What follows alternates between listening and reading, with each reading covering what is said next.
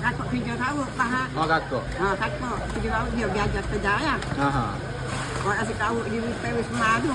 Jadi saya ada 50 ekor saya. Saya di Wisma. Di Wisma. Boleh tahu. Boleh tahu. Betul awak jalan ke apa situ Buti balik buka kampus. Boleh tahu. Oh, ya tahu. Alhamdulillah dah. Jadi anak-anak pun mari lah belajar masuk dengan mama ya pun. Mari buka di KL. Oh, tu buka KL lah. Anak-anak lah ada jual. Ni di Damansara ni canggih kedua.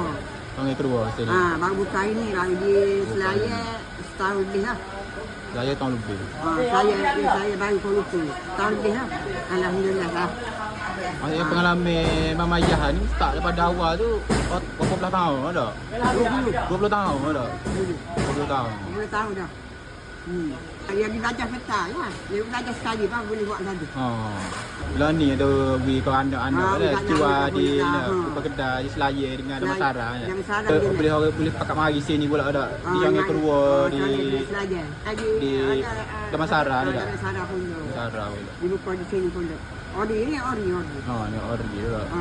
Amayah kita yang mari terah dah. Mainan dah tu pakai terah.